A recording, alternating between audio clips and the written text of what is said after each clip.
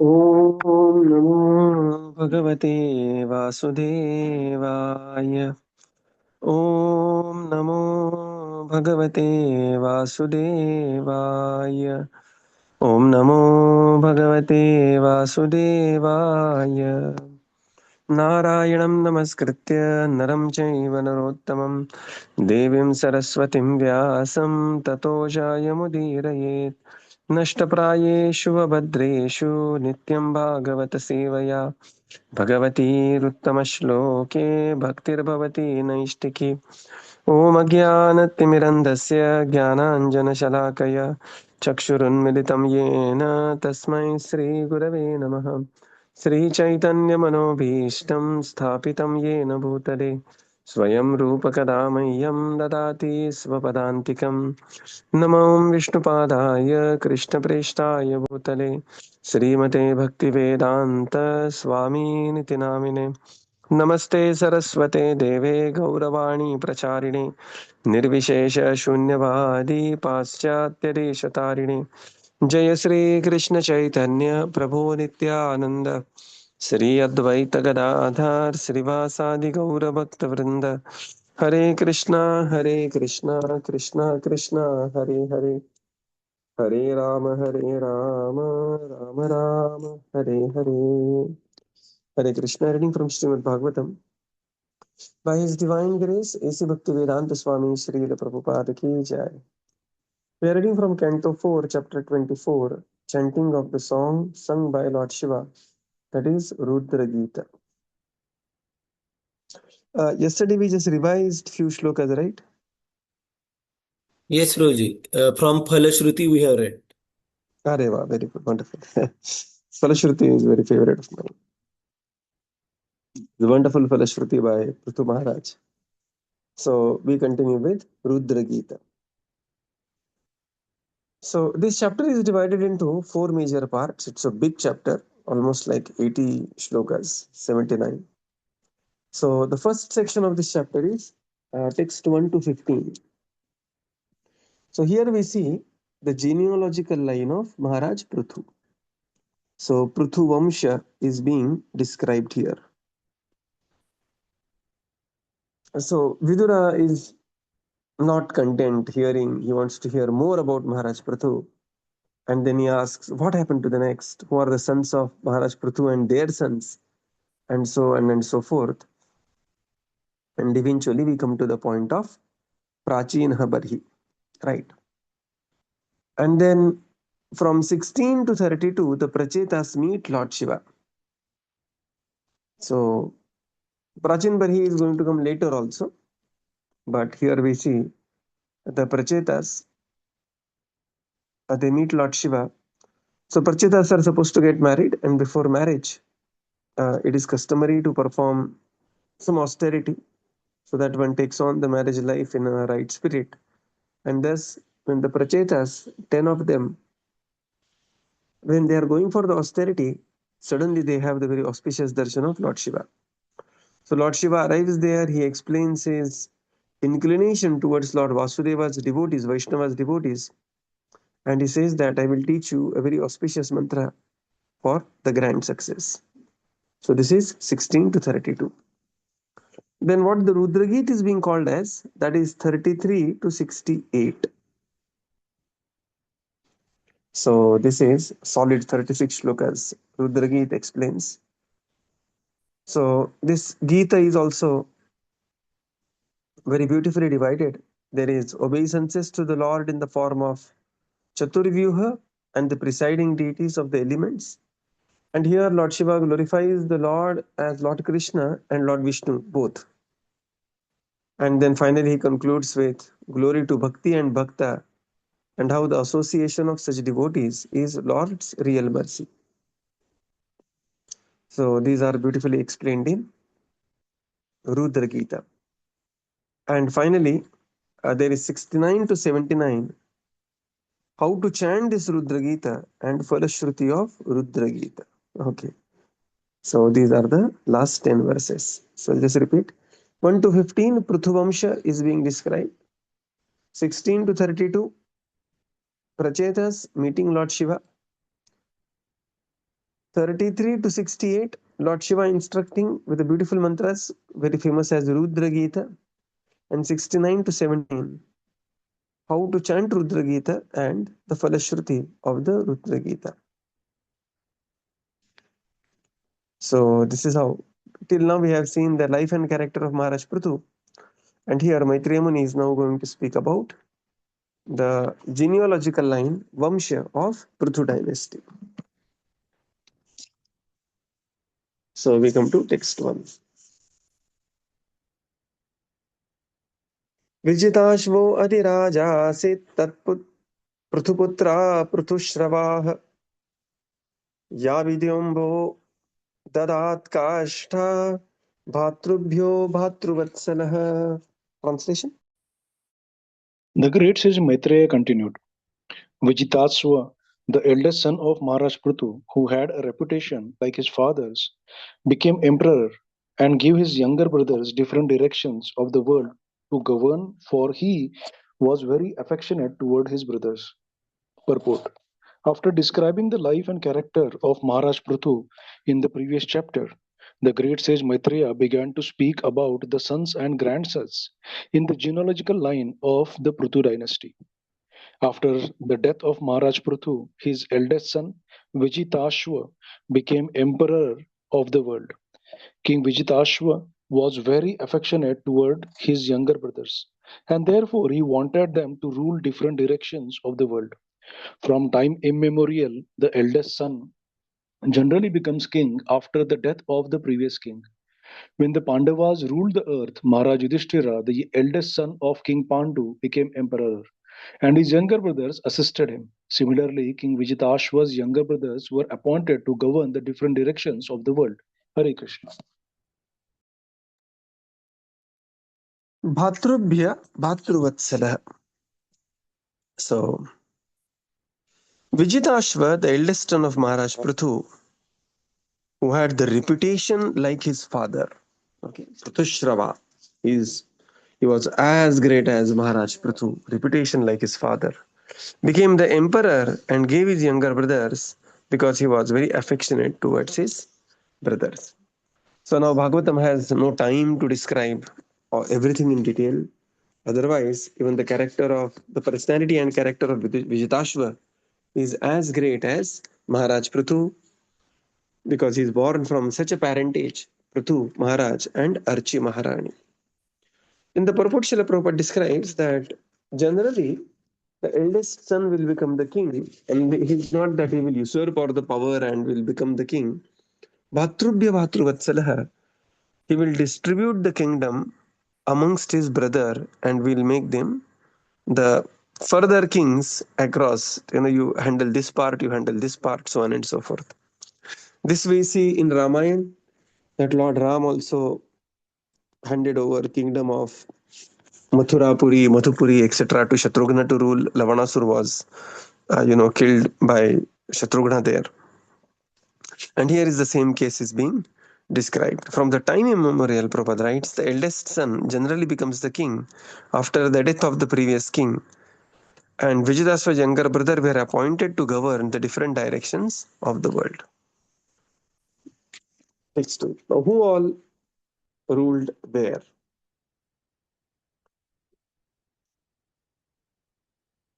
Haryakshaaya Dikshata Prache Dhumrakeshaya Dakshinam Prachitim Vrukasanyaya Turyo Dakshinavase Vibhuhu. Translation. Maharaja Vijitsava offered the eastern part of the world to his brother Haryaksha, the southern part to Dhumarakesha, the western part to Vraka, and the northern part to Dravina. Hare Krishna. Yeah. So this is how the 4 parts were offered to rule. Eastern part to Haryaksha, southern part to Dhumrakesha, western part to Vrika, and the northern part to Dravina. So we know that Prithu Maharaj had 5 sons, and he remained the central king while allocating the different directions to different brothers to rule. Text 3.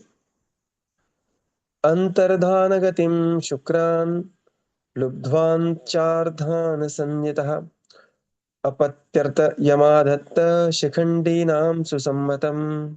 Translation. Formerly, Maharaj Vijitaswa pleased the king of heaven, Indra, and from him received the title Antardhan. His wife's name was Shikhandini, and by her he begot three good sons. Purport: Maharaj Vijitashwar was known as Antardhan, which means disappearance. He received this title from Indra, and it refers to the time when Indra stole Maharaj Prithu's horse from the sacrificial arena.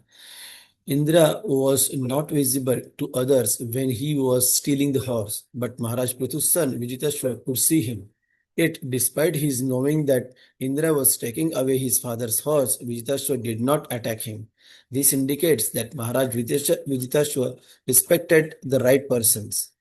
Although Indra was stealing the horse from his father, Vijitashwar knew perfectly well that Indra was not an ordinary thief. Since Indra was a great and powerful demigod and servant of the Supreme Personality of Godhead, Vijitashwar purposefully excused him due to sentiment only, even though Indra was acting wrongly.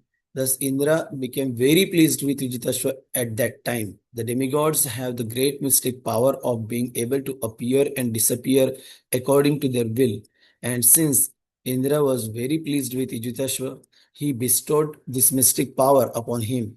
Thus, Vijitashwar became known as Antardhan. Yeah.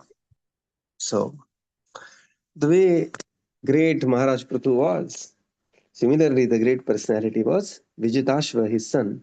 And therefore, it is said, Vijitashva had the same reputation like his father. And he was also known as Antardhan because he pleased Lord Indra. He pleased Indra, yes. Indra was the enemy.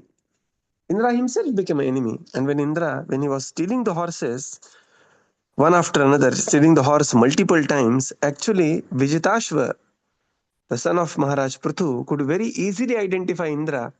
And then he is the culprit, but realizing that Indra is not an ordinary personality, not an ordinary thief, he dealt with Indra with grace and dignity. Right? And this pleased Indra very much. And this is how he gave him the power known as Antardhan. Prabhupada says Antardhana means demigods can appear or disappear at their will. Right? So they can just prakat and aprakat. We have to physically go to one place. Okay, from Pune, if I go to Delhi, I have to physically go to Delhi. Right? But demigod's case, that is not the case. They can, if they want to go to Delhi, they will simply appear in Delhi. And then they will disappear from Delhi. Like that it is. So this power of Antardhan was awarded by Indra, being very pleased with Vijitashva's magnanimous behavior. So this is amazing thing, amazing learning here. This is such a wonderful pastime. The learning here is that sometimes a Vaishnava may make mistake. Right, just 1 minute.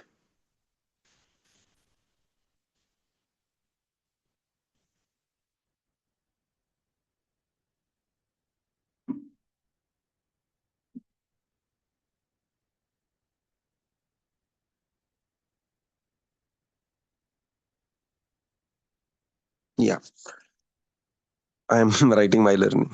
So the learning here is that sometimes a Vaishnava may make mistake. But how you treat the mistake of a Vaishnava shows your grace and your dignity.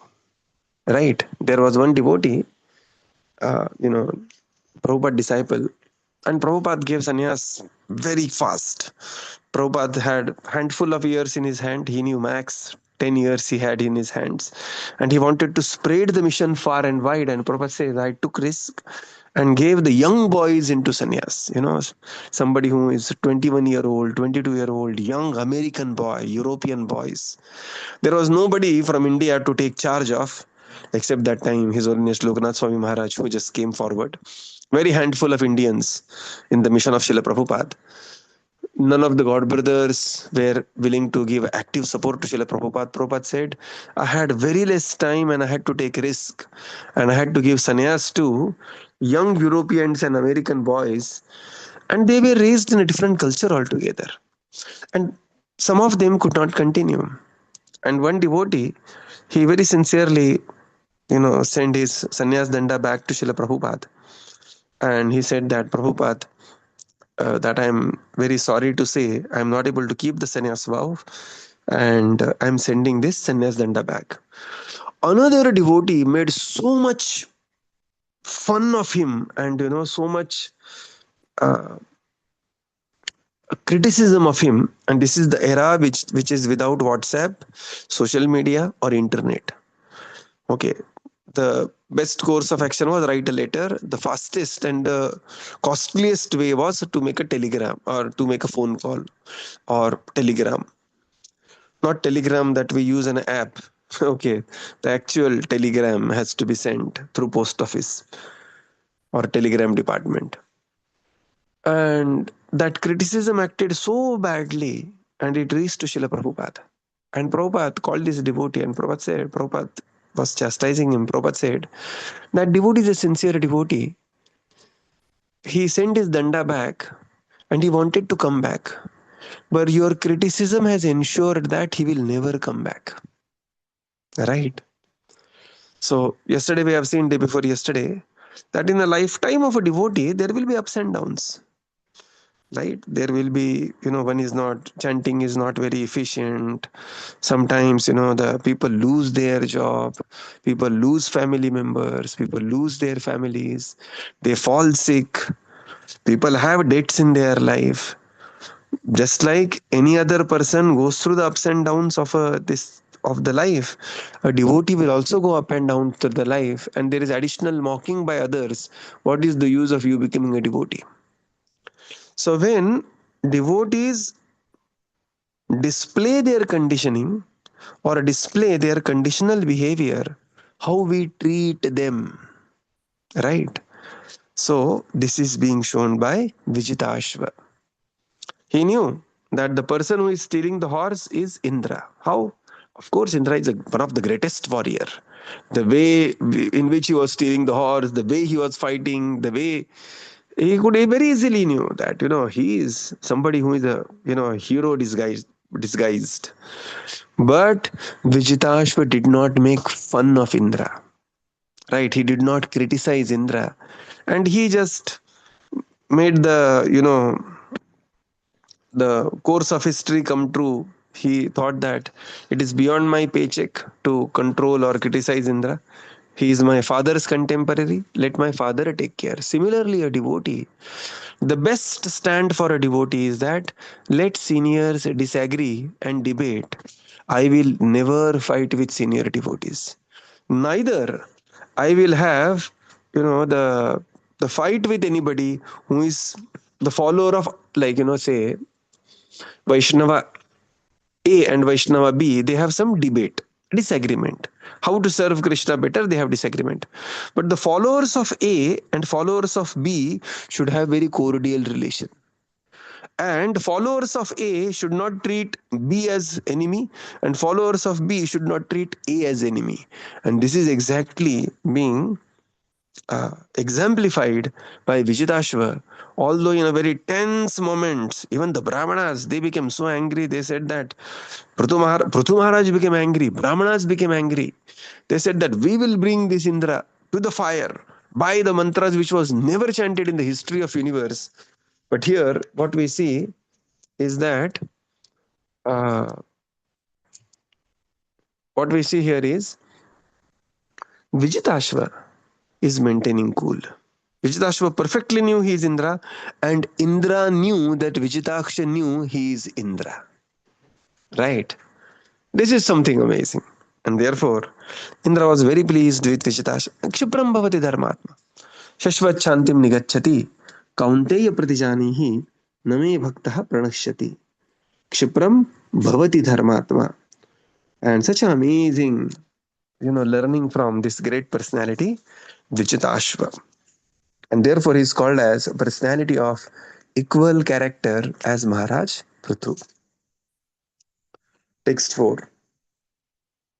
Pavakah pavamanascha shuchircharitra पुरा वशिष्ठशापादुत्पन्य पुनर्योगगतिं गताः. Translation. The three sons of Maharaj Antardhan were named Pavaka, Pavamana, and Shuchi. Formerly, these three personalities were the demigods of fire, but due to the curse of the great sage Vasishtha, they became the sons of Maharaj Antardhan. As such, they were as powerful as the fire gods, and they attained the destination of mystic yoga power, being again situated as the demigods of fire. Purport. In the Bhagavad Gita 6.41 to 43, it is stated that one who falls down from yoga practice is elevated to the heavenly planets, and after enjoying the material facilities there, he again comes down to the earthly planets and takes birth in a very rich family or very pious Brahmana family. Thus, it is to be understood that when demigods fall down, they come to earth as sons of very rich and pious families. In such families, the living entities gets an opportunity to execute Krishna consciousness and thereby gain promotion to his desired goal. The sons of Maharaj Antardhan had been the demigods in charge of fire, and they regained their former position and by mystic power returned to the heavenly planets. So now Maharaj Antardhan, because we are in Vamshavali, Maharaj Antardhan, who is Antardhan? Vijitashva, the son of Prithu Maharaj. He had three sons, Pavaka, Pavamana, and Suchi. And formerly they were the personalities, they were the three personalities were the demigods of fire. And due to the curse of the great sage Vasishtha, they were cursed to born the lower life, and they became sons of Antardhan. They remained as powerful as fire demigods and attained the destination of mystic yoga powers as the demigods of fire.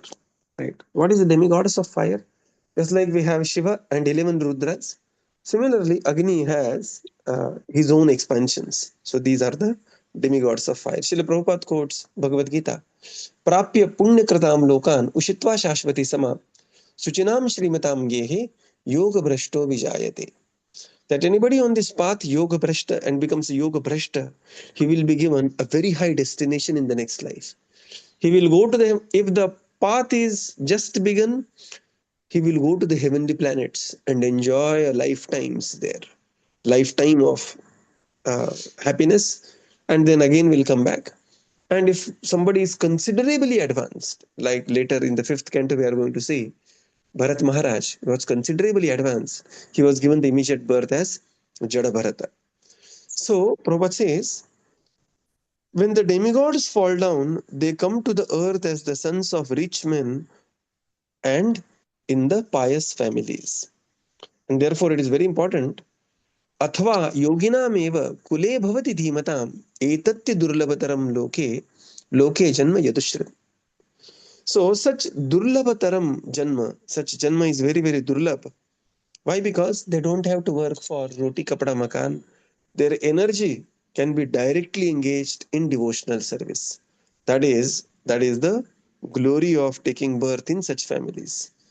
So unfortunately, what happens is most of the time, that the inclination towards devotional service may get covered over by Bhoga Ishwarya Prasaktanam, but the inclination is always there, and therefore Prabhupada says such births are very, very rare.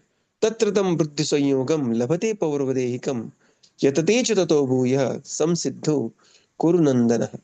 On taking such a birth, he receives the divine consciousness of his previous life, he revives, and again tries to make further progress to attain the Supreme. So these were the sons of Maharaj Antardhan. Text 5. Antardhano napasvatyam harirdanam avindatah yah indraschatva kartaram vidvanapi na jagnivan. Translation. Maharaj Antardhana had another wife named Nabaswati. and by her he was happy to beget another son, named Havirdana. Since Maharaj Antardana was very liberal, he did not kill Indra, while the demigod was stealing his father's horse at the sacrifice. Purport. It is understood from various scriptures and Puranas that the king of heaven, Indra, was very expert in stealing and kidnapping. He could steal anything without being visible to the proprietor, and he could kidnap anyone's wife without being detected. Once he raped the wife of Gautama Muni by using his disappearing art, and similarly, by becoming invisible, he stole the horse of Maharaj Prithu. Although in human society such activities are considered abominable, the demigod Indra was not considered to be degraded by them. Although Antardhan could understand that King Indra was stealing the horse from his father, he did not kill Indra, for he knew that if one is very powerful, sometimes commits an abominable act, it should be disregarded. In Bhagavad Gita 9.30, it is clearly stated, Apichet suduracharo bhajate mam ananyabhak, sadhureva samantavya samyak vyavastito hi saha. Thus the Lord says that even if a devotee commits an abominable act, he should be considered a sadhu or a pious man because of his unflinching devotion to the Lord. The devotees of the Lord never willingly commit any sinful act, but sometimes they commit something abominable due to their previous habits. Such acts should not be taken very seriously. However, because the devotees of the Lord are very powerful, whether they are on the heavenly planets or on this planet, if by chance they commit something abominable, it should not be taken into account, but should be overlooked. Thank you. Yeah. So here it is. Maharaj Antardhan had another wife, that is Nabhaswati. And then he begot another son there, Haviridhan. And the glories of Maharaj Antardhan continues. Maharaj Antardhan was very liberal and he did not kill Indra, although he was stealing his father's horse at the sacrifice. In the purport, Srila Prabhupada explains that Indra is very expert in stealing and kidnapping. So this is a sarcastic glorification of Indra. Very expert in stealing somebody's credit, stealing somebody's tapasya, kidnapping this, kidnapping that. And then there is, Prabhupada quotes the instance of wife of Gautama Muni, that is Ahilya, disappearing act. Disappearing act means he took the dress of Gautama Muni. Gautama Muni was one day, he was going to tapasya, he was going to take a bath. And as soon as Indra, who was captivated by the beauty of Ahilya, he made a plan. And as soon as Gautama went to take a bath, Indra disguised himself as Gautama and came in. And he demanded to have the conjugal, activity now. And Ahilya was shocked. She said, "This is not the time." And this. And somewhere there is a description also that Ahilya also could recognize. And sometimes it is explained that not recognized. And that's why Gautama cursed her to be like a stone. And then Gautama also very heavily cursed Indra. And that's how he has this Sahastraksha. So this is the personality of Indra. Prabhupada writes here, now important thing, although in human society such activities are considered abominable, the demigod Indra was not considered to be degraded by them.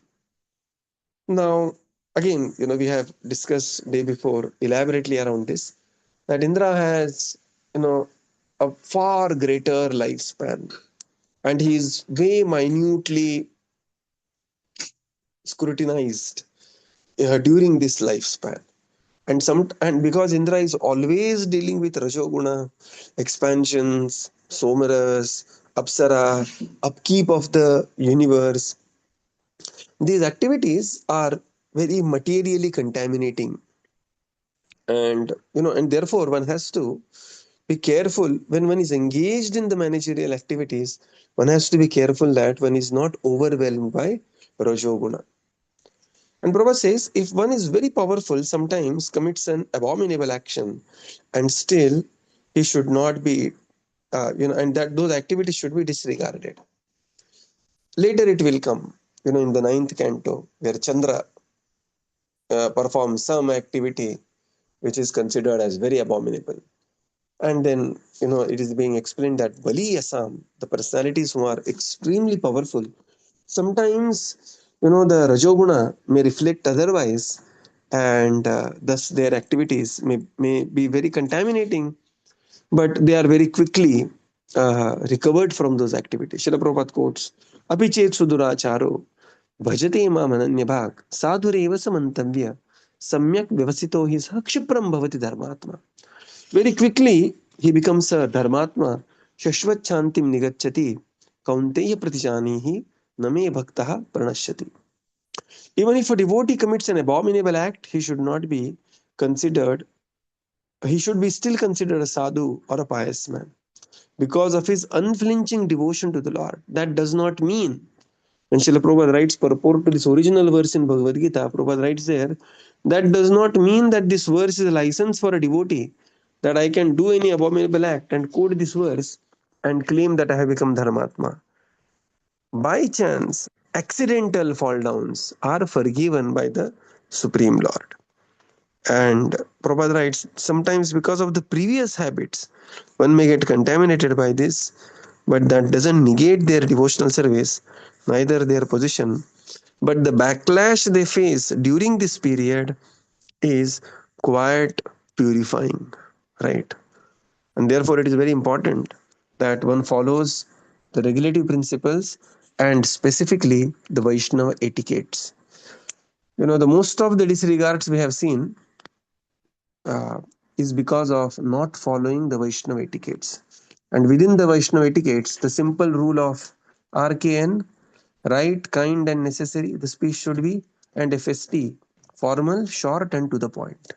Right? Most of the things can be avoided if one simply follows this Vaishnava etiquette. So we will conclude here and continue tomorrow. Srila Prabhupada ki jai, Gaura Bhakta Vrinda ki jai. Thank you, Prabhupada. Thank you, everyone. Hare Krishna. Thank you, Thank you, Prabhuji. Prabhuji. Hare Krishna. Hare Krishna. Thank you, Prabhupada. Thank you, Prabhuji. Thank you, everyone. Hare Krishna.